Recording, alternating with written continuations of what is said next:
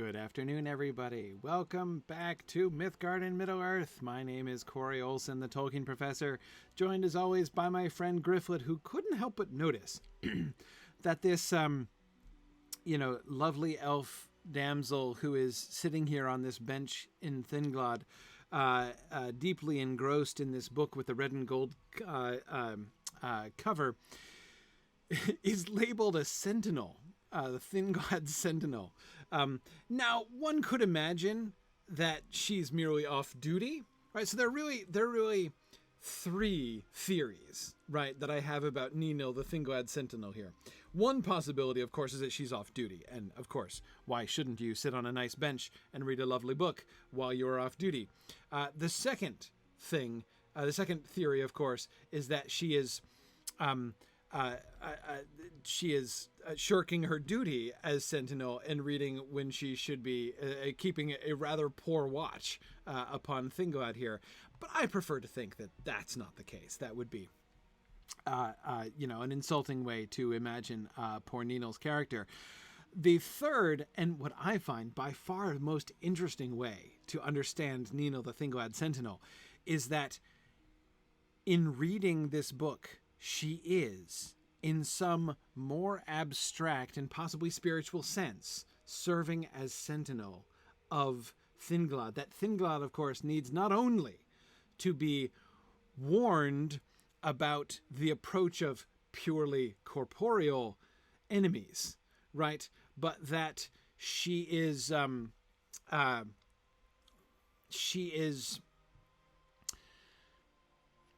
in reading this book, helping to guard and ward Thingolad against other evils that cannot be normally perceived. So this act of reading is itself not an act of neglect, but by contrary, an act of watchfulness in itself, right? And Sam, in this way, it would be quite different from your skill of walking through a grocery store and reading a comic book at the same time. That would be different. This is not multitasking. This would be the reading itself is the gaining of lore, right? Helps to guard and ward Thingolad against enemies. Especially since, see, here's the other piece of supporting evidence here. Let's look at the other sentinels, right? Dude with weapon. Okay, dude with weapon. He's labeled as a sentinel too. Look at these guys over here, right? These guys who have what I can't help but think as the somewhat lesser important job, right? He's all in like armor and a cloak and with a bow and everything, right? He looks again all sort of military, right? And same with this guy. This guy over here is matching, and they're in matching, right? They're in matching armor and outfits, and even with similar bows, right? And the masks and everything. So the fact that they have, so there are three different classes of sentinel here, because this dude is a little different too, right? He's got a bow at least. His armor is different, but let's imagine his armor is different because this guy is the captain, right? Okay, so this guy is the captain, but he's like the other two in that he has a similar bow, and he's wearing, again, he's less armory, right? But Ninil over here, who is also a sentinel, is in completely different dress, right? And notice how her dress is not only different from the other sentinels, it's different from everyone else here, right? She's the only one who is dressed in white, right? White and pastel green, which is not exactly white, but it's kind of close. So she's in white and gold and pastel green. So her robe here stands out from everyone else. So this leads me to think, right? Like her line of work is probably different, right? Her area of expertise is different. This is not somebody who is going to go slinking out in a mask with, I mean, look at her shoes, right? Totally impractical, lovely, but impractical shoes. She is not somebody who is just like waiting until her shift starts again, right? She's not going to stand in the doorway in this. No, she is dressed for the purely intellectual and spiritual defense of Thingolad through this book. So there you go. There you go. I think, Okay, good. All right, so oh, that's right. You guys were reminding me about Winmar falling in love with the elf. Which one was it? It was Noriel. Is she around? No, she's not around. She's gone, right? Yeah. Okay, she's not around. Anyway, okay. So, sorry. So, Gryfflet just had that theory. Wanted to share it with you guys. Anyway, we're back here with Corodan and, well, yeah, and Fimloth, of course. We were talking to Fimloth. So we've got Nona here. What's Nona's thought about Thingloth? All right, she's looking around at Halderith with interest, but says nothing. Okay, that's right. So she's interested. Okay. Oh, she's still at the gravesite. Maybe she is still at the gravesite. Marielle, thanks for that. Okay. So he was coming here to get his bow. I lent my favorite bow to Yes, Fingal, that's right. and now she has lost it. Now she has lost it. Cordon lowers his voice and turns to his apologetic friend. No, Fimloth, I am not upset. If those orcs were as numerous as you report, you were right to flee. A bow is a bow, and the lives of my friends come first. You will search the woods of Thinglad for the orc that picked it up as you escaped. Okay, so we have to hunt for his bow. The first of us to find my lost bow will be the victor of the game. Okay, but you will be the happiest of all to have your bow back. Okay, fine. We have to hunt for the bow. Great. All right. So, yeah, I now am remembering, you know, when you guys last time were saying that you're not really sure that I'm going to get to Rohan in one session. I was like, wait a second, why am I not? It doesn't take that long. I've already explored the whole Great River. It's not going to take me forever to, you know, to get back down to the Rohan. But I totally forgot. I've done it before, but I completely forgot about I'm going to have to go to the Argonath and Parth Galen. Yeah, forget it. It's going to take weeks and weeks before I get through there. Are you kidding me? I'm going to get to explore Amon Hen. Yeah, I'm not just going to let that go. So, Gryfflet gets big terrain to cover here, plus all the quests when we meet the Rohirrim down there. So yeah, it's there's a lot. There's a lot to do. So I had forgotten how much of that still lay in front of me before we get to come back and cross Rohan. That whole like little leg of the epic quest line I was forgetting. So yep, you're absolutely right to be very deeply skeptical about. I'm trying to stab you from behind. Would you stop turning around? Boom! Oh man, oh man.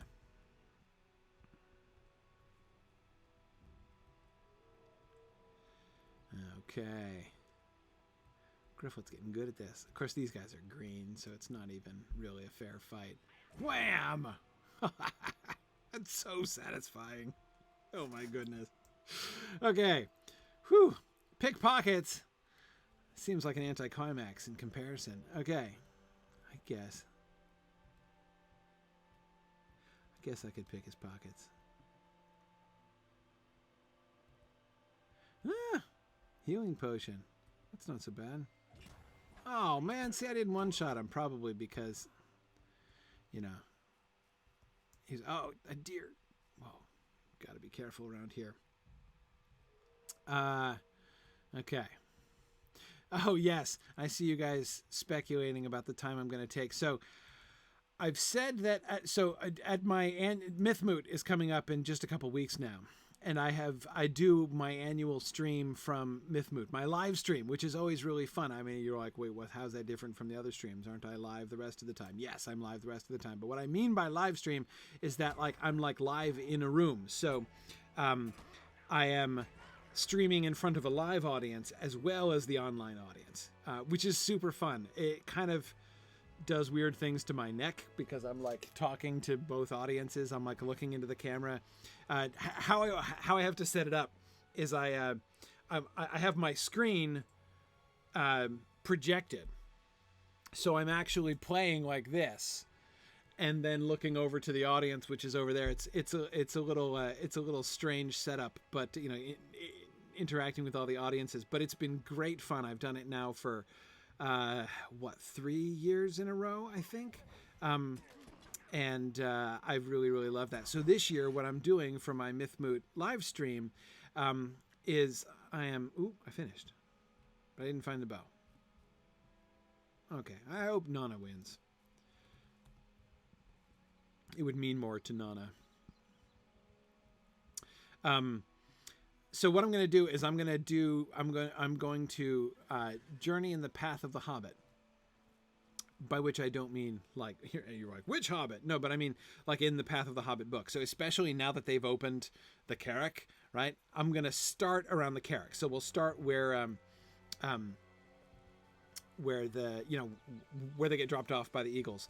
And I'll go from there. The trajectory, right, is from the Carrick into Mirkwood, through northern Mirkwood to the halls of the Elven King, and then down to Lake Town and up to Erebor. Right now, I only have 2 hours. So on the one hand, I've not promised anybody I'm making it to the Lonely Mountain, right? But that's okay. You know why? Because next year is another year. So we'll see but I feel confident that I can finish with the Carrick in 2 hours and get into Mirkwood. You did not find the bow. If we get to the halls of the Elven King, I think we'll be doing super well. But yeah, so I am going to need, as I think Druid's Fire is talking about, I'm going to need a posse because I'm going to run this with Wigand, who's my highest level character, but he's only level 100 now. So he's a level 100 guardian, so he's not going to be like super squishy. He's not going to get one-shotted by like, you know, bugs and deer and stuff, but I'm going to definitely need a posse to help get me there. Will I be pausing for riddles in Gollum's cave, Marielle? No, I won't. We're not going to start inside the Misty Mountains. Yeah.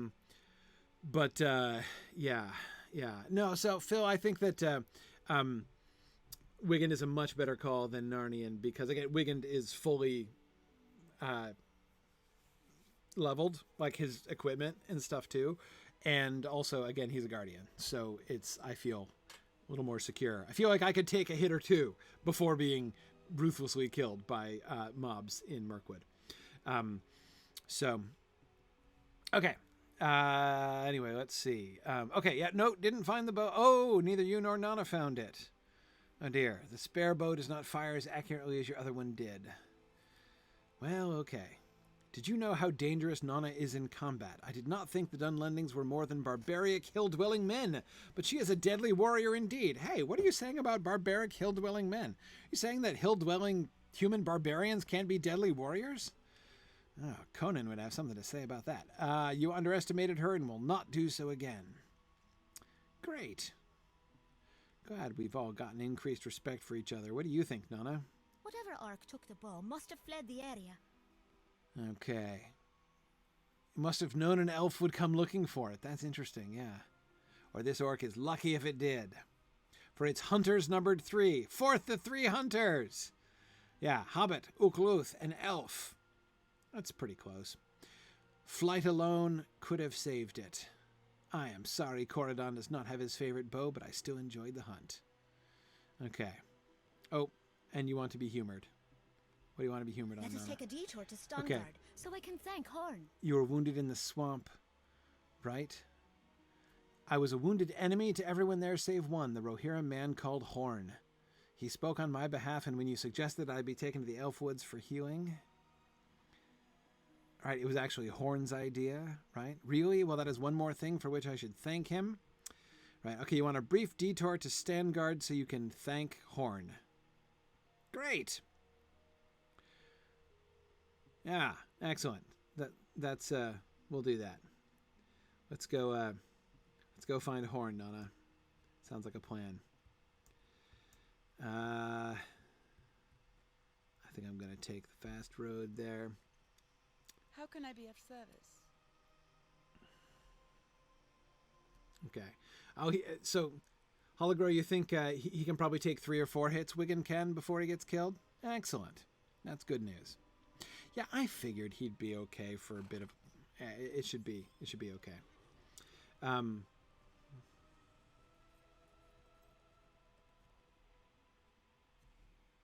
Yeah, good. Yeah, Matt, I was wondering about her accent there too. I'm not really sure what accent exactly that was meant to be.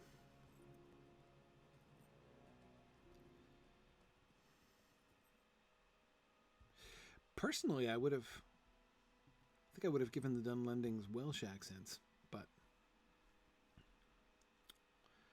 it didn't sound like a Welsh accent.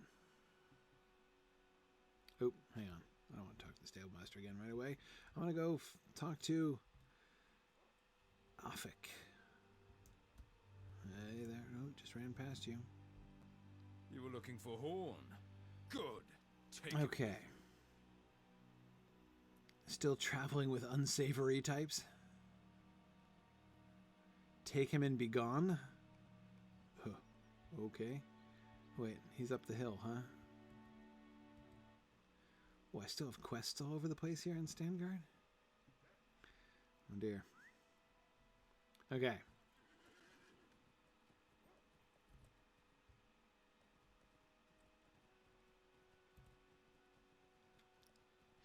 Oh, yes, I see you guys talking about the deed for the different places. I probably can't pick up the deed, but that's okay. I can still do the run. Okay, Horn is still where he was up here. Hi there, Horn.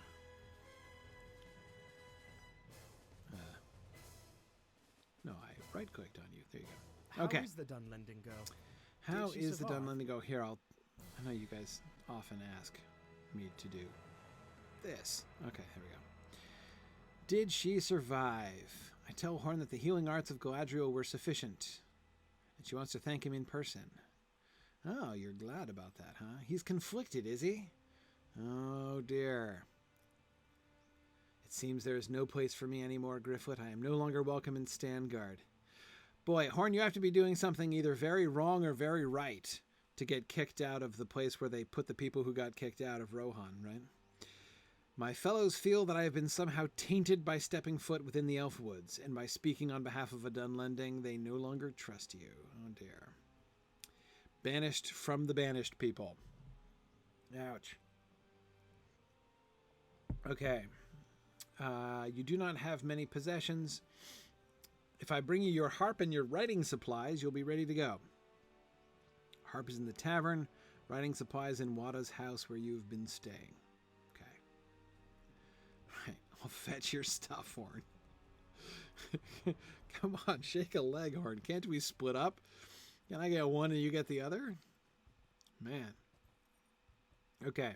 Hey, Katrana, I see that lore question. I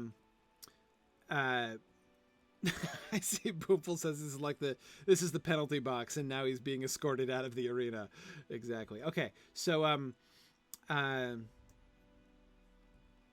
let's see. So Katrana's lore question: do we know what happened to Elrond's sons? Excellent question. No. We don't know what happened to... Short answer, no. And one of the real questions here is what happens to... And not just like, what do they get up to after the Lord of the Rings finishes? But the real question is, are they mortal or are they immortal? Hey, Mr. Bard, just taking this harp. Been fully licensed to do so. Don't be alarmed. And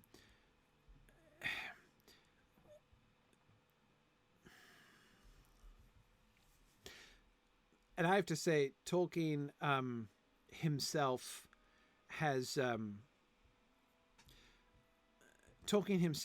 not been real consistent about this, actually. So the choice of the half-elven is given to Elwing and Eärendil, right? And to Elrond and Elros get the choice, right? Where are they going to go? Elros, of course, chooses men. Elrond chooses elves. Where am I going? I don't even know. Right. Okay. I thought it was down here somewhere.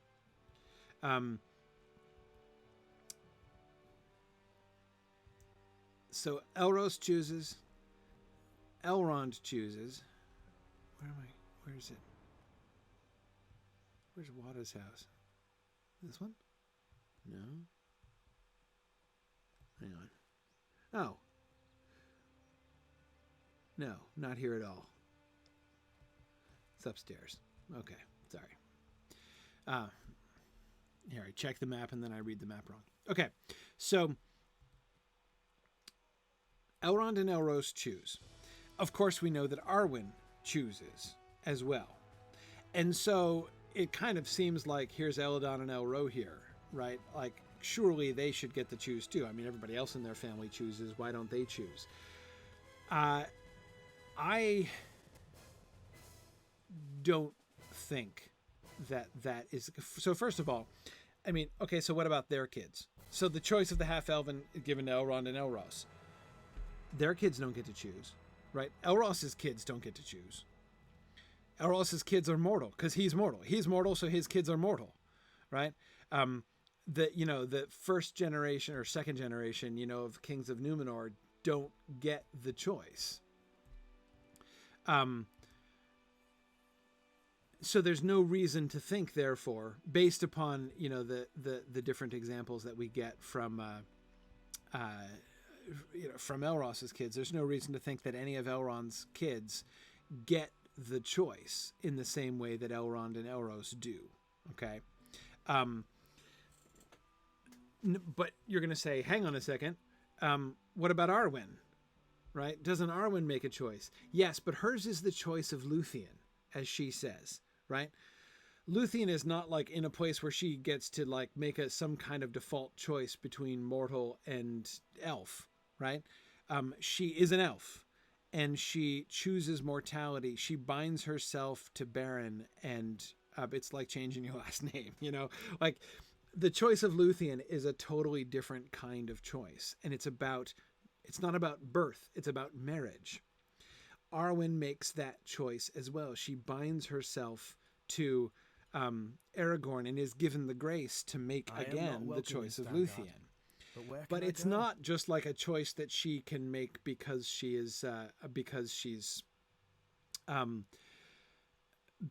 daughter of Elrond. And what's more, at some point, right? Like there has to be a statute of limitations on the choice of the half-elven. I mean, what does it even mean to say, I'm going to choose to live for like 3,000-4,000 years, and then at the end of it, I'm going to be like, I'm going to opt for mortality. No, you're not. You've already opted for if you've not chosen the path of an elf, how did you live for 4,000 years in the first place? Like, my point is, Elladan and Elrohir, even if they did get a choice, Alea Yacta Est, man, like the die has been cast. Like they're elves now. They've lived for millennia, so done, right? So if the choice of the half-elven is not only something that repeats generation after generation, but also is something you can implement at any point in your life, it becomes a completely meaningless thing in the context of the choice of the half-elven that's given in the Silmarillion. So I don't think that that's and it's something that makes sense at all. Now, I will say, like, Tolkien seems to waffle on this point as to whether or not Elladan and Elrohir have a choice. What I'm saying is, based on how he set it up everywhere else, it doesn't make a lick of sense to me. And I just don't see that. I just don't see that Elladan and Elrohir have any choice that makes sense in the context of how Tolkien has presented that whole situation. Therefore, my conclusion: Elladan and Elrohir, they cannot choose mortality at this point. That ship has sailed, as it were, right? So therefore, the only question remains, what happens to them? When do they leave Middle-earth? Do they die at some point? Or do they sail away from Middle-earth? They seem to survive the War of the Ring, so, like, presumably they sail, though, it's possible that, like, one of them falls off a cliff and dies on the way home, but you'd think that would get mentioned. Not to mention that would be kind of sad.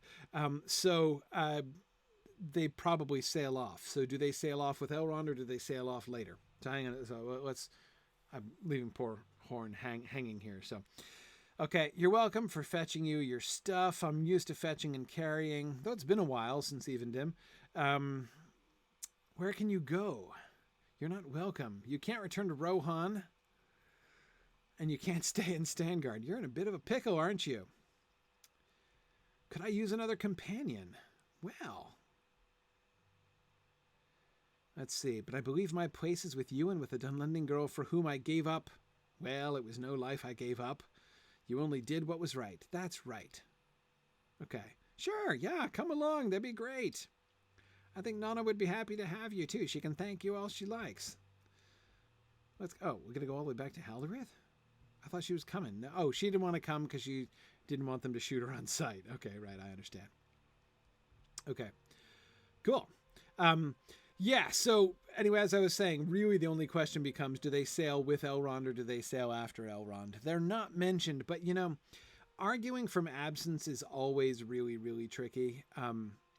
I don't know what they would get up to. Part of me kind of likes to think that they stayed to help out poor Celeborn, you know, so that poor Celeborn wasn't like entirely on his own at Rivendell when he comes to live in, you know, the rest of his miserable life in Rivendell. I'm sorry to harsh on Celeborn, but I'm feeling a little bit odd about Celeborn, especially after Wednesday night's Mythgard Academy class. It was our third class on Sauron Defeated, and we got to the first draft of the parting words between Aragorn and Celeborn, and his parting words in the first draft are super weird and depressing, and I don't even understand. I don't even get them. Like, I don't even understand what he means. He says, farewell, but to begin with, not a good opening, right? He's like, farewell, but, you know, but your doom is like mine. That our treasure shall outlast us. And I'm like, wait, what? Your doom, but your doom is like mine. Your treasure, our treasure shall outlast us. I still don't even know what kind of thing he's even talking about. What is his treasure?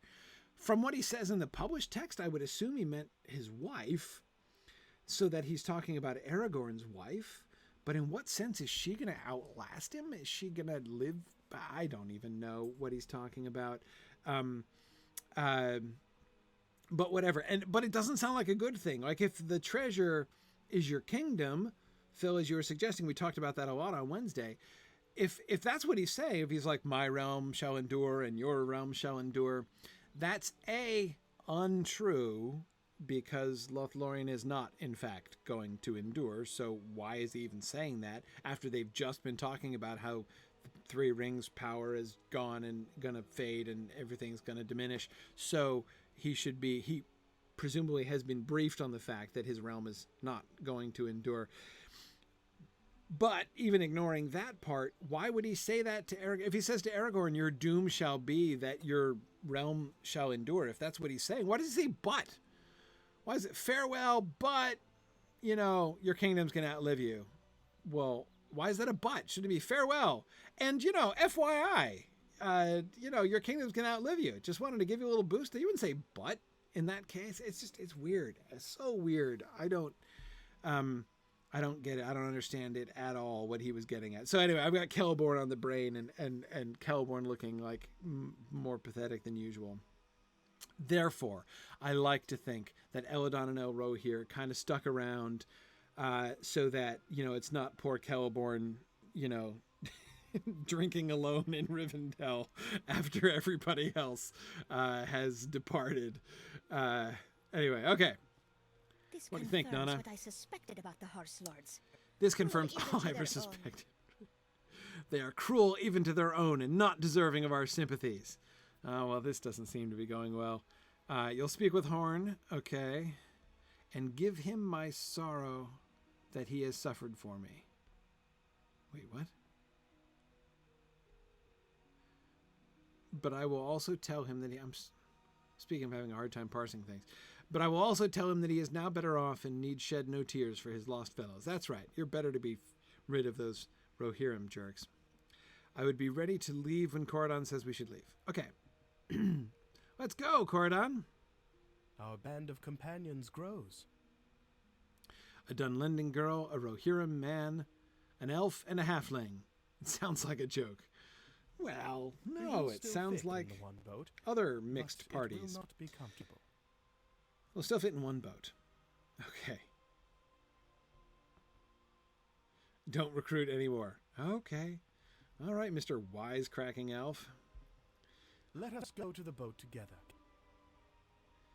I want to have a good seat. You're going to fight Nana and Horn off. I have journeyed on the Ooh. great river often, and know it swirls and eddies like no other elf. I'm getting a weird thing with my sound here. I don't know what's up with that. Kind of breaking up. Anyway. All right. The river It's not me? is as familiar to me as my own shadow. Okay. But it is still a journey of some days. We must stop here for the night. Oh, we're stopping here. Parth Calibrad, huh? Ooh, nice boat. Let me look at the boat, Gordon. Is this the front or the back? Is that a seat? And if that's a seat, can I ride up there? This is the back, right? Is that where the steersman sits? Tell me that's where the steersman sits. Oh man, I want one.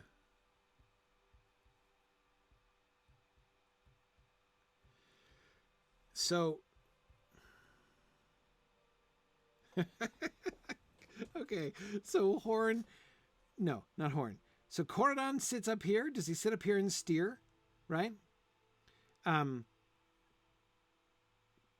If Corridon sits up here and steer, and then there's this covering here, this sort of makes him look like a gondola pilot, right? And Horn and Nana as the romantic couple in the covered boat, and then poor Gryfflet is the third wheel. And here he was worrying we wouldn't have room. Look how enormous this boat is. This is huge. We could fit all of my friends and relations in this boat. There are 3 benches, which could easily fit 2 or 3 people across. 4 hobbits across. You prefer chaperone to third wheel? Well, it would be a little embarrassing. I mean, probably Gryfflet's older than the 2 of them, so I guess he could be their chaperone, but still, it'd be like a little awkward, right? He'd be sitting in the front looking forward, being like, I'm paying no attention to what you guys are doing in the back of the boat. But I love the idea that that's a seat. Okay. It's a party boat. That is a party boat. That is... Carter, I didn't know you had a jumbo boat. Okay, Horn is seen to the fire. So now we may sup and take some rest. We will leave in the morning at first light. Okay, the waters become treacherous the nearer you get to Sarngebir. Okay, sure. Yeah, agreed. Hey, let's rejoin our companions, because they weren't having an intimate discussion or anything. Okay, let's see. So Corridon and Horn are both lounging, right? Whereas Nana is in her watchful pose. All right, Gryfflet. Oh, hang on. There we go. Okay. The Elf Queen was right to send this guide with us. He knows the waters and how to keep a boat afloat, which is more than the daughter of Silvolk knows. Right. Okay. You don't like the water? She lowers her voice, which is rare. Okay. The boat is not large enough to keep us from speaking. But as you saw, this horse lord managed to avoid addressing me in any way once we were on the river. If he has a grievance with me, tell him to air it, so I may respond appropriately, with words or with Wadu's sword. Okay. You've become tired of his ability to look around him, but not in my direction. Oh, okay. Horn's getting a little awkward here. What do you have to say for yourself? Fortunate to have friends among the elves. Oh, yeah, I know them all super well. Would not want to make this journey without a guide. Good. It's not seemly for a man of Rohan to mingle with elves, as you saw in Standguard. Oh, right. Sorry. I thought he meant like I saw the unseemliness with my own eyes in Standguard. Of his kind, my people have little to say but this: long-lived and dangerous. Well, both true. They have more to say of the folk of Dunland, but none of it is kind, and I will not disturb the girl's ears with any of it. I regret Nana's ill welcome at Stengard when she was in need of aid, though I understand its root. Her people and mine have a long and unhappy history. I have no quarrel with her personally, but our shared friends and duties make us allies. Okay, yeah, but let's talk about the awkward silence, Horn. Gordon, what do you think about the awkward silence? Tale-telling! Good way to break the awkward silence. I agree. Let's tell stories. Okay. You grew up in the Golden Wood, but you spent your time in the wilderness. Okay. Sigalath stayed in Lorien for long years, but not in idleness. I know. She was busy kicking butt and taking names. Your skill was with the bow, but hers was with knives. She made them herself, each deadlier than the last. Yeah, her knives were pretty hardcore. You returned from a journey once, convinced you had become the greatest of archers. Oh, a wooden target from 50 paces isn't that hard for a real archer. When I turned to fire, I saw that my sister was right. She had hewn the target at its base and it had fallen into the grass. Okay. Right, yeah, you can't hit that target because it's flat on the ground. He could... All right. Oh, that's hilarious. Oh, that wild prankster Sigalath. Do I have one to share? Well, I know many tales. Ooh, let's see. Angmar, Dol Guldur, the Fords of Eisen, the Seeking of the Nazgul. Oh gosh. Okay, let's see.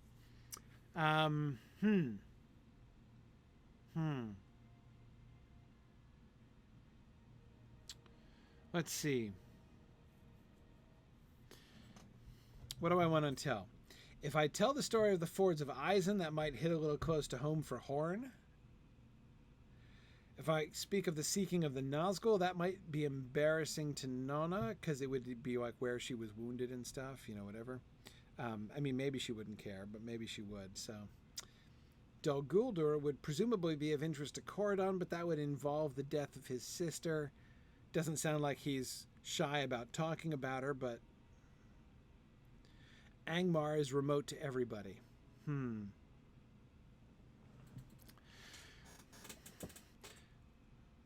Why don't I choose Angmar, because then I won't be like connecting with one of my companions in in preference to the rest of them. So I'm going to speak of Angmar. Okay. Angmar of old was a place of great evil, and to combat its return is no small thing. I am sure the deeds of which you speak were mighty. Okay. Oh, look, there's just Narmoeth and Mordorith and Amarthiel. My power flows from the Lord of the Nazgul himself, the false king, and of the champion of Angmar.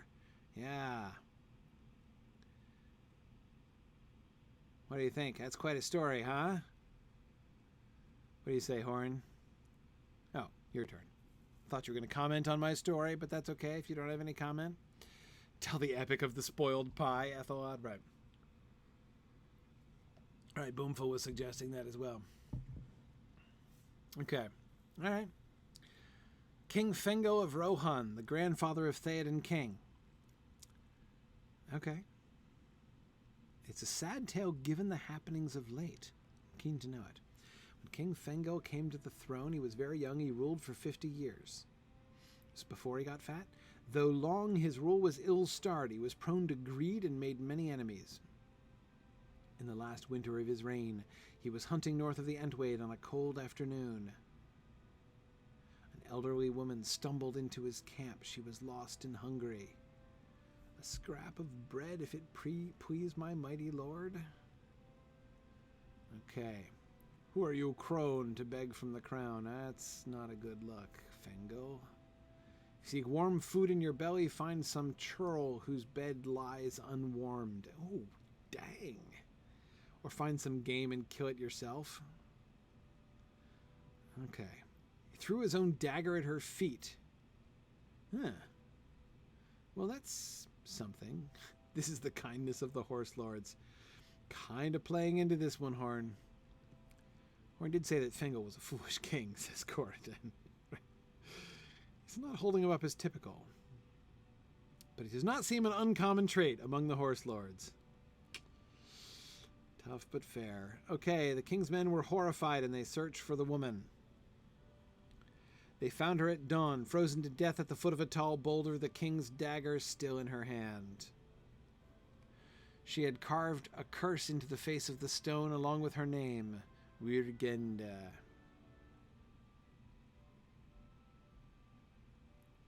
This is what she carved into the stone. Feckless Fingal, fool I name thee. Grief shall be the get of thy greed. No lord of your line shall long live. Upon thy seat no sons shall settle. Kin and kingdom your craving hath killed, until the might of the mark is mended. Wirgenda.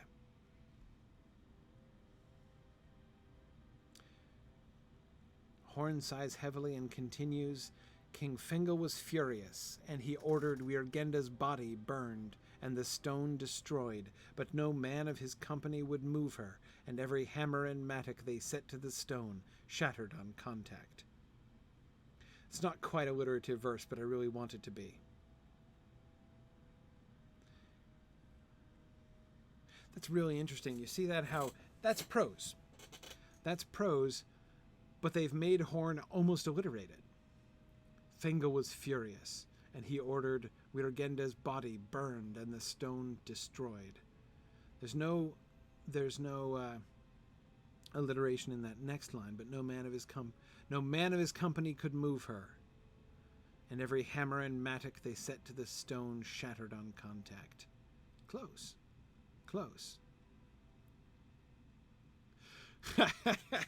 Pineleaf says Horn sighs because the poem didn't alliterate properly. Yeah, it's close. Feckless Fingal, fool I name thee. That's okay. Grief shall be the get of thy greed. That's the problem. There's only 3 beats in that line.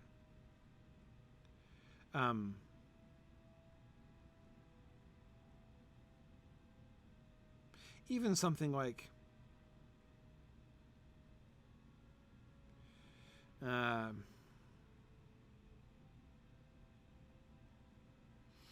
yes. Like, let's see, the second line you could say something like, that the grief,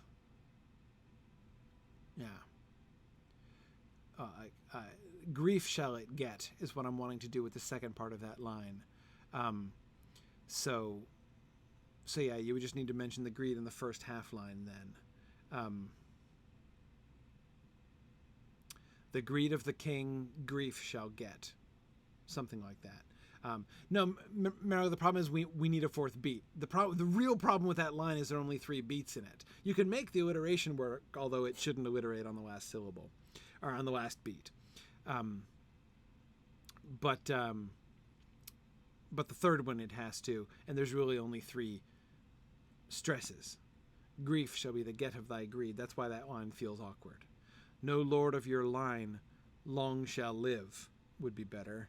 Upon thy seat no son shall settle. That's okay. Kin and kingdom your craving hath killed. And again, yeah, and Pineleaf is right, of course. We shouldn't be alliterating on the last syllable so much until the might of the mark is mended.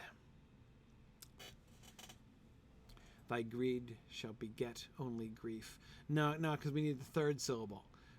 We need the 3rd beat, right? 3 stresses, or 4 stresses total. And it has to alliterate. The 3rd stress is always the alliterative key. One of the first 2 or both can alliterate, and the 4th very, very rarely does alliterate at all.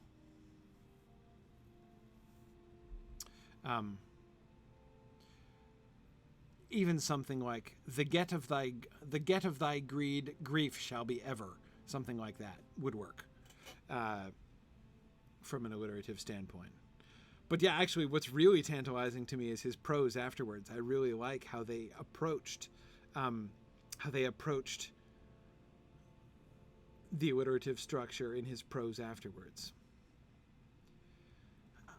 All right, Phil says, "Greed shall get ye, grief alone." Yes, though it needs more of a caesura in the middle, right? Like 2 and 2. So it shouldn't ideally flow fully, right? Feckless Fingal, fool I name thee, is excellent. That's the best alliterating line in the whole verse there, right?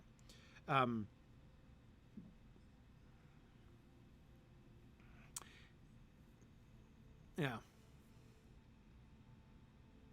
Well, still, I'm not just trying to criticize. I'm just trying to think about how else it could be done. I like the word get there. And here I'm focusing so much on the alliterative structure that I'm not even really paying attention to what the poem says. He's being condemned. No lord of your line shall long live. Upon thy seat no sun shall settle. So she's cursing the line of Fingal.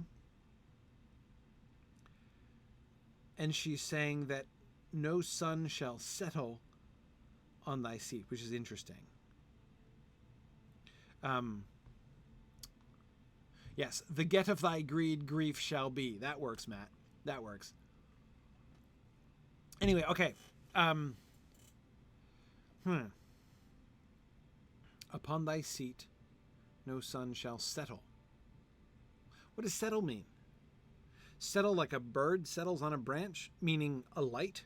So does that mean no son or indeed heir of Fingal shall ever sit upon the throne? Which would seem to be counterindicated already. Or, so it can't mean that unless it didn't come to pass, or maybe it was broken already. But if settle means hang out for a while, right? Then yeah, sit comfortably, exactly, Phil, like endure, right? If we think of settle in that sense of like to endure undisturbed, then that would be just another way of saying no lord of your line shall long live. They might live, they might take the throne, but they're not going to live long. Yeah, okay. Which would still seem counterindicated by Theoden's reign, but that's okay. Okay. Until the might of the mark is mended. The might of the mark is mended. Kin and kingdom your craving hath killed. Until the might of the mark is mended. Of course, ending the verse with mended, I can't help but think of that other poem which ends with the word mended, right? Anybody remember? What Lord of the Rings poem ends with the word mended?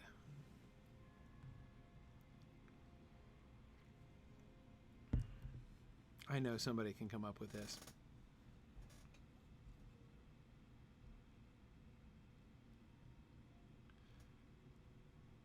Until the world is mended? Yeah. Definitely a Barrow Downs feeling.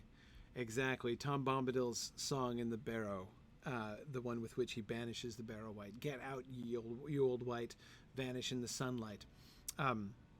Shrivel like a cold mist, like the wind go wailing, out into the barren lands far beyond the mountains. Come never here again, leave your barrow empty, lost and forgotten be, darker than the darkness.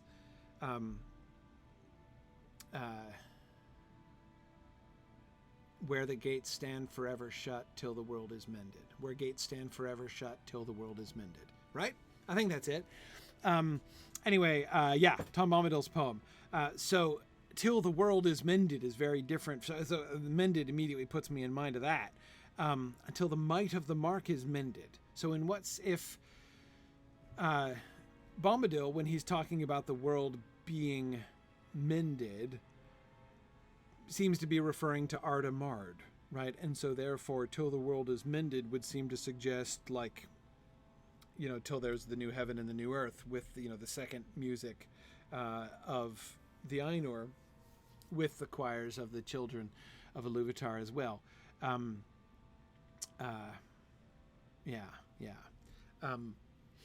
So, yeah, good, Ethelwald. Thanks for that. I think I got it mostly right. Did I say shrivel like the cold mist? I have the feeling I left out shrivel. But anyway, whatever. Did I say wither? I might have said wither instead of shrivel. Whatever. Point is, that's the one. When Tom Bombadil says till the world is mended, he seems to be alluding to, again, to Arda Mard, right? Till there's the new heaven and the new earth. But that's not what we're talking about here. So it's mended in what sense then? Obviously it's not, she's talking about the mark, not the world itself. How does the might of the mark need mending exactly? I could see how it could stand improvement. You could say that the might of the mark is mended at the healing of Theoden. I could imagine characterizing that in that way. Feckless Fingal, fool I name thee, grief shall be the get of thy greed. No lord of your line shall long live, upon thy seat no sun shall settle, kin and kingdom your craving hath killed, until the might of the mark is mended.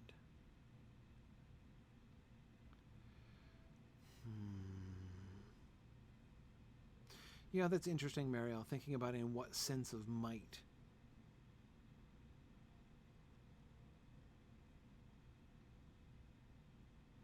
And, you know, the other kind of weird thing about it is that there seems to be a certain redundancy in this particular curse, right?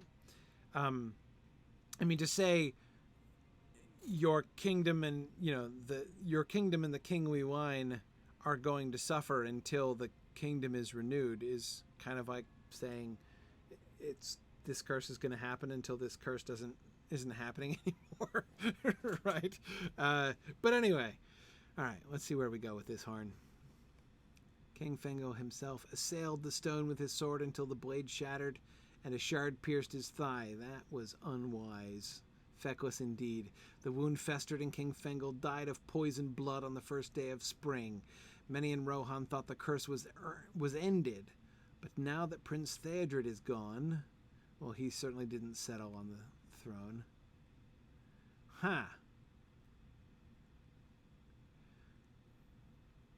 Now that the curse is ended, or many thought the curse was ended, but now that Theodred is gone. Doesn't anyone notice how old Theoden is?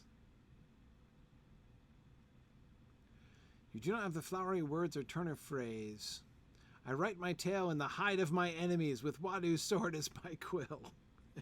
All right, I love Nana. I have no story to tell. Just don't. Everyone has a story. Oh, this is adorable. What is the origin of the sword you bear? The horse motif is not of your people. Oh, Corden putting his foot right in it. Came to my brother Wadu. He used it to slay a great beast. Gonna show us the dragon? What was this beast? A large animal of some kind? A bear? There we go. Yes, sir. A great Gwyber, the mountain dragon spawn.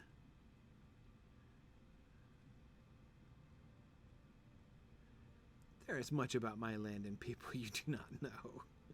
Ouch. I'm sorry if I have offended.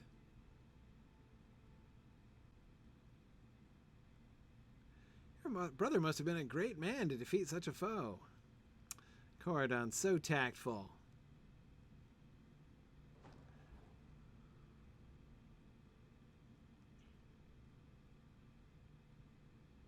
Wadu was a great man, absolutely. Enough tail spinning. Okay. Whew. Okay.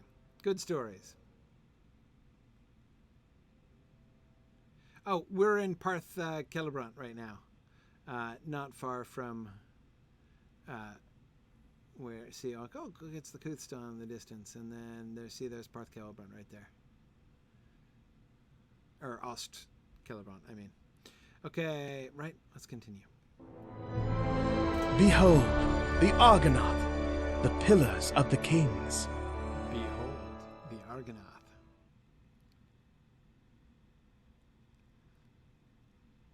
All right. I'm ready to behold the Argonath.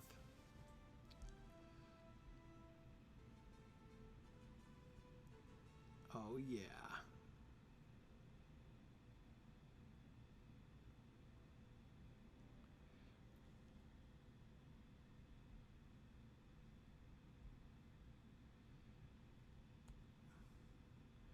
Hey, look at that. The mobs are white again. I am on level with the mobs. Okay. Talk to Horn. Yeah, right. Let's go look at the Argonath. So, the first and obvious question. Which one is which? This is Isildur and Anarion.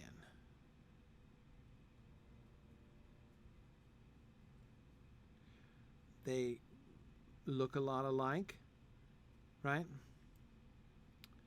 Oh, Ethelod, Bombad, the only one who uses the word mended is Bombadil? Huh, I never noticed that.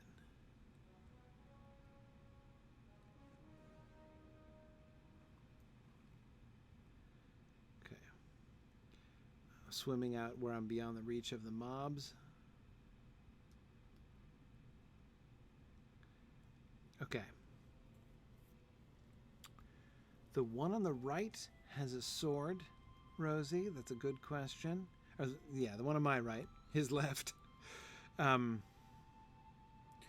sword on the other side. The axes are different, right? We've got the double-bladed axe on the one side and the single on the other. I'm looking at the headgear, Marielle. It's kind of hard because the crown was based on a helmet, so it kind of looks like a helmet. Certainly the one on the left is wearing the fancier hat and has a slightly longer beard. I think the one on the right has to be Anarion. Has to be.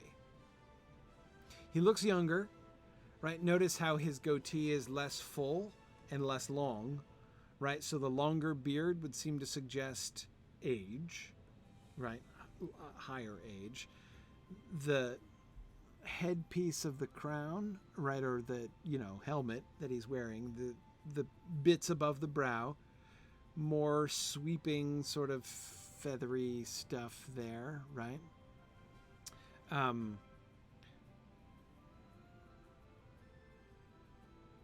Both of them have the same clasps at their throat of the seven-pointed Numenorian star. Anarion has a sword and Isildur doesn't.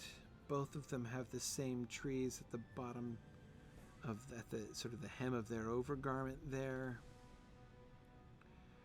The one with the bigger axe and the one with the smaller axe. It also does map, Tony, you're right, onto Minas Ithil and Minas Anor, right? Isildur, we would expect to be the one on the eastern bank, right? If they're modeled after, or, yeah. Yeah, I think the one on the right, really everything points to the one on the right being Anarion.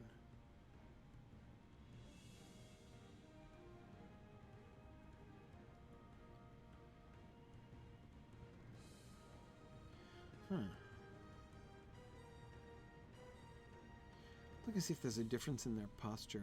I feel like their feet are different. Maybe it's just because... Hang on, let's get closer.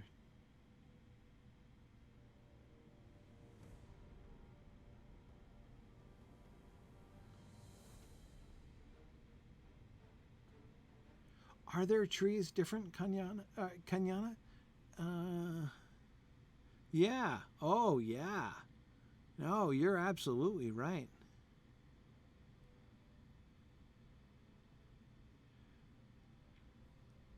Yeah, this tree is much thicker and fuller than this one. Yeah, those are different symbols. Based on the same thing, right? Both use the tree motif.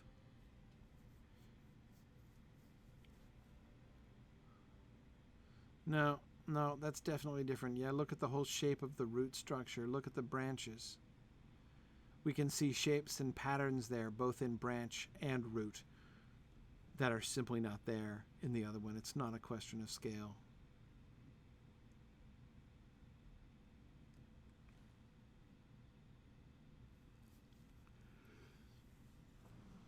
Cool. Yeah, Rosie, you're thinking the sword would be with Isildur, though? I agree. It's an interesting point. Why shouldn't Isildur have a sword? Why should an Aryan have a sword? The only, like, serious sword, right? Narsil. The shards of Narsil would have been with Isildur by then. But Isildur himself doesn't have a famous sword. So you could say that he is depicted as not having a sword because he is the heir of Narsil, right? So he has, instead of having his own sword, he has the shards of Narsil instead. Yeah. So Rosie, you were thinking it was the shards. Yeah, no, I mean, it would make sense for him to be carried so that you could see the hilt, right? And know that that was the shards of Narsil that he was carrying. Very cool.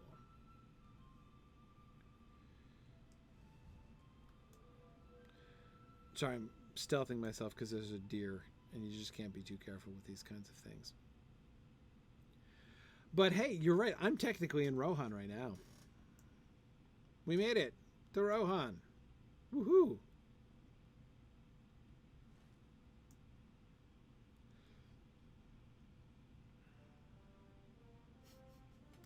Sorry, I really like Dead Orc Glade. Instead of the Glade of Dead Orcs, I always think that that means the Orc Glade, which is dead. You know, as if I expect to go in and see like a bunch of rows of orcs planted, but they've all withered and died. All right, Cordon, what do you say? Argonath, the pillars of the kings. Pillars of the I've Kings. seen them often. Pretty breathtaking. Yeah. Tony says at least Isildur gets a primary weapon and is not just left with the shards of Narsil, unlike certain rangers who should remain nameless. Yep.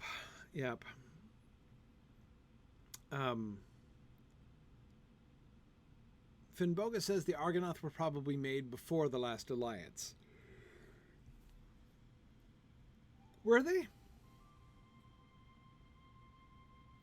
I can't imagine it.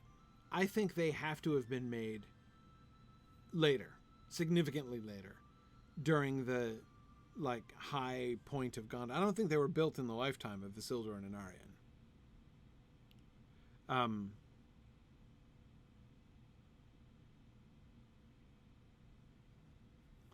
Yeah. I don't think they were made in the lifetime of Isildur and Anarion. I mean, Isildur and Anarion barely had time to make their own cities, right? I mean, building Minas Ithil would have taken some doing. And they didn't live for that long. Sometimes people talk as if, Elendil arrived and marched straight to the battlefield, right? But of course he didn't. They were there for some time, but yeah, there we go. About a millennium later in the Third Age. That's just what I would have expected. Okay. How many lives of men did it take to fashion those great statues? You've never seen anything like it? Well, we saw the Kuthstan, which is not, the same, but it's kind of similar. What do you say, Horn? They are not my kings, but there is still something majestic about the twin statues. There's certainly something majestic. Many songs have been sung about the men in whose likenesses they are carved, and I know most of them by heart. But you're not going to sing them. Okay. All right. That's fine. I won't make Friends you... of yours came this way. Friends bearing a burden of some malice. Okay, we spoke of a great many things on the boat, and I do not begrudge you for speaking in generalities, but you told me enough to know your errand here is important. Friends of yours have come this way, right? Bearing a burden of some malice. That's interesting. Whatever they carried, it was sought by orcs and perhaps others as well. We need to find what happened to these friends of yours and if their burden has been lost. Horn raises his voice to include the Rohirric man standing nearby. Okay. His name is Fromric. Come with a party of Rohirrim from the Wold. Okay. We're going to collect sticks meanwhile. Oh. We get food gifts. I do not trust this Framric, but Horn wants us to help him. But Horn wants us to help him. I do not understand this loyalty to the Horse Lords. They cast him out. Huh. So she thinks he should abandon them. But that's interesting, because is Nana oblivious to the parallel? Right? She seems to be. That is the parallel between Horn and Wadu. You know, Wadu was also a man who kept unusual company and chose to help those whom his companions didn't really want to help, and who turned out to be a man of unexpected depths, right? And she would not have wanted Wadu to hate her and, you know, all of the other people of her, you know, all of the rest of her people. Okay.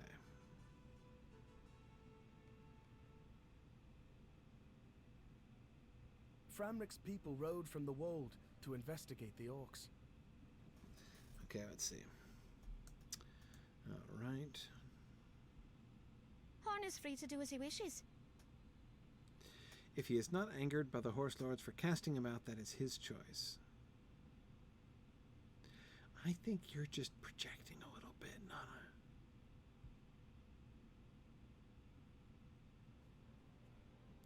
The Lady Galadriel Okay. entrusted me with knowledge of our true mission. While we are here in the East Wall, I think it is fine for us to help Fromric's people. That is clearly what Horn desires. But to keep alert for signs of our mutual friends. Okay. But first things first. Sticks. Okay, we'll gather sticks. Meanwhile, let me see what Fromric wants and if he also wants sticks. I need your help if you can aid me. Hi, Fromric. Do you need anything besides sticks?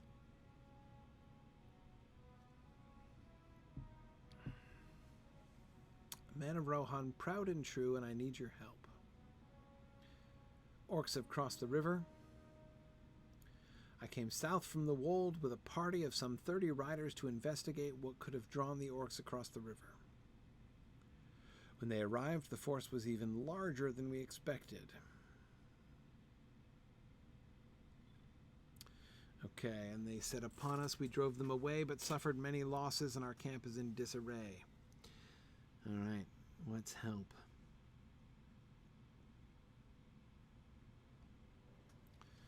Okay, you may or may not need sticks, but...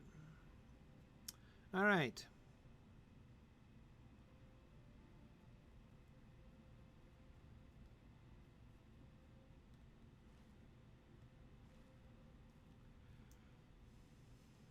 Let's see.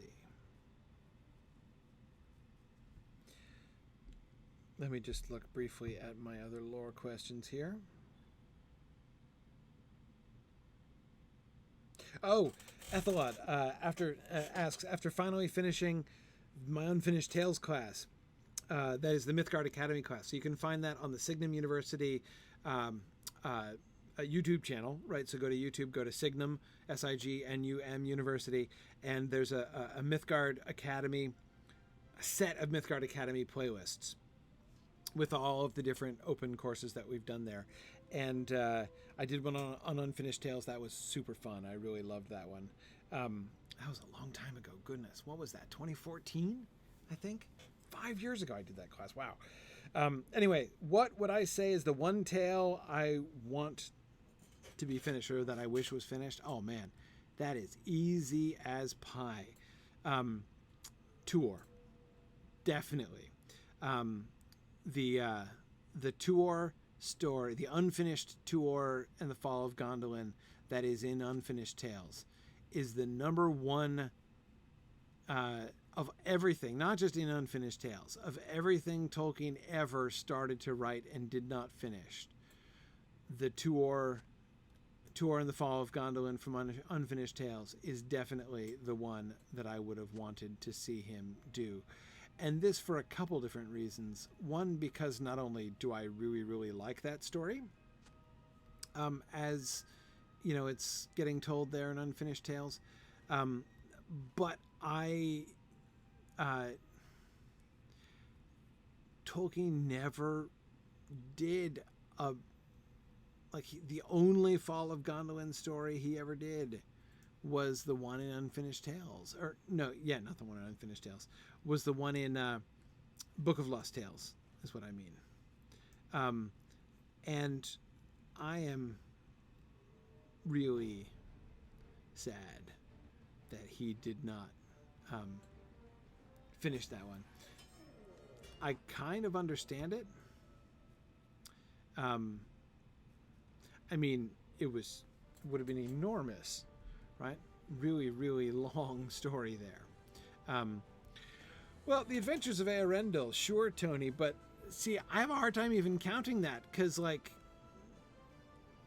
you know, I feel, Tony, like my response to that would be, no, yeah, you asked me which story do I wish he finished, not which story do I wish he started, right? And he really barely started the story of Eärendil. I mean, it's not even really significantly made.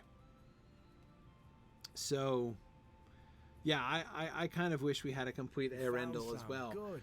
Now remove the supplies from the boat. Though, Tony, here's the other side of that question, right? We have a bunch of different things about the story of Eärendil, notes and poems, and you put all of them together, you can see we get lots of different windows into the concepts behind Tolkien's mythology as a whole, right? Really, really cool, interesting stuff. There's no way that a full version of the story of Eärendil could possibly have encompassed all the things that he did with it, right? It would have had to be shortened. It would have had to be focused, and we would have lost a lot of one thing or another, right? That it was composed of, or that he was engaging with as he was thinking through the Eärendil story at different times of his life. Whereas the Fall of Gondolin, I would have loved to see his mature treatment of that. We would have lost some things from the early Fall of Gondolin, but so far, that is, as far as he got in the Unfinished Tales version, he was mostly adding rather than subtracting. But anyway, yeah.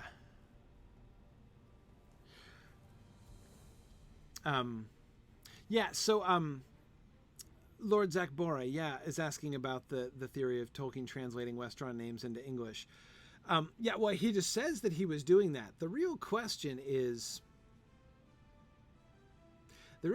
to me, Lord Zach, is how far back that goes, if you see what I mean. Yeah, we did talk about this at Mythmoot, Ethelot.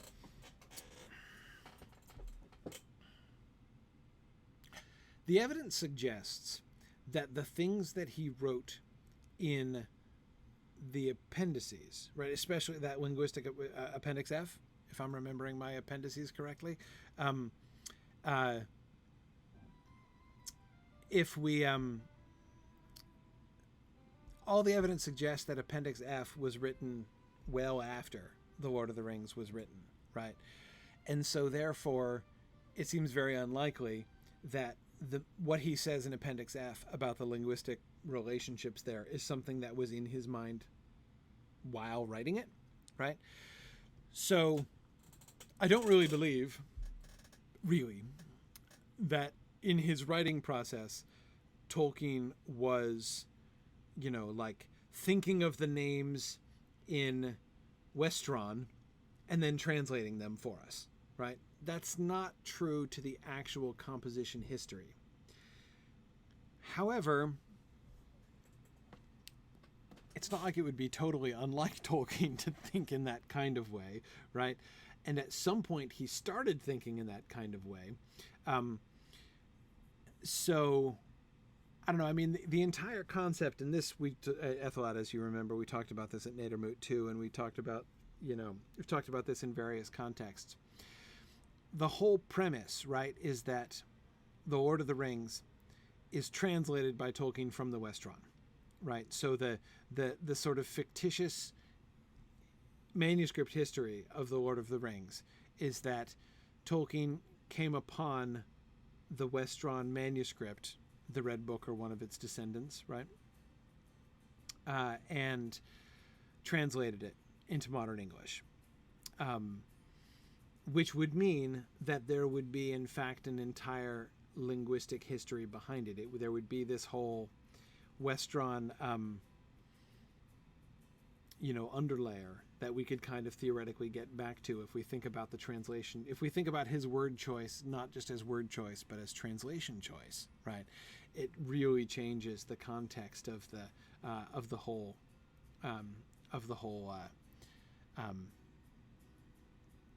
project.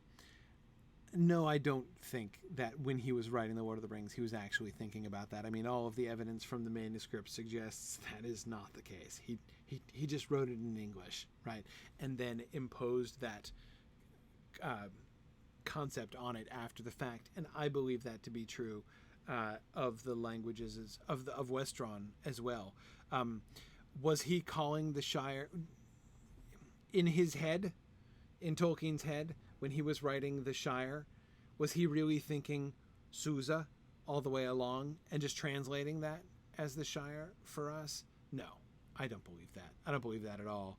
And again, I think the evidence of the manuscripts very strongly suggests that that was untrue.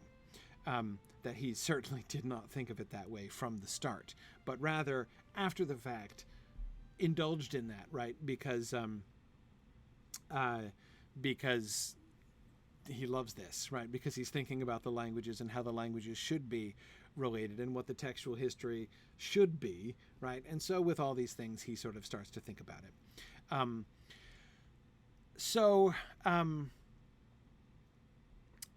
Anyway, that seems to me to be the history of it. He definitely thought about this stuff, right? He definitely thought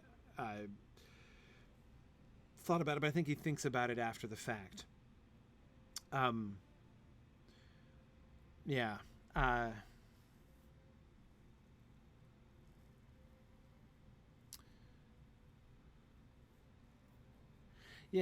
So he definitely, but nevertheless, it's still interesting to think about as we're thinking about the text. And Phil, remind me to talk about the hyphen thing. You mentioned the hyphen thing, and I want to talk about the hyphen thing, but I'm out of time. I gotta go. I am coming to the end of getting my kid time, but I still gotta go. So let me wrap up for today, and I will talk about the hyphen thing. Explain what I'm talking about and talk about the hyphen thing next time. So I will not be here next week because next week I'll be away. I'll be down in Charlotte, North Carolina next week. And then I will be back the week after. So what'll that be, the 21st? Yeah. Friday the 21st, I will be here, and then the week after that, I will be in Mythmoot. And on the evening of Friday, so there will be no Gryfflet on the 28th, but that evening, the 28th, will be when I'm doing my special live stream through the Carrick and into Mirkwood and everything. So, so that'll be a bonus stream there on the 28th instead of my regular Gryfflet stream. Thanks, everybody. Thank you for being with me here today, as always. Really fun. We got into... I am standing on Rohirric soil, so that counts, right? Didn't exactly cross the bridge and start my sequence towards the war pony, but getting there. Small steps. Meanwhile, I will shut this down so that we can resume with Horn on the setting up of camp here next time, and we'll start work down here on the East Wall and around Nen Hithoil and down towards Parthgawen and Amon Hen. So anyway, see you guys in 2 weeks. And yeah, stick around for Druid's Fire next. Thanks, everybody. Bye now. Thanks for joining in on my rambles around Standing Stone's brilliant digital adaptation of Tolkien's world. If you enjoy these adventures, please consider supporting this and other entertaining educational programming by donating at signumuniversity.org/fund.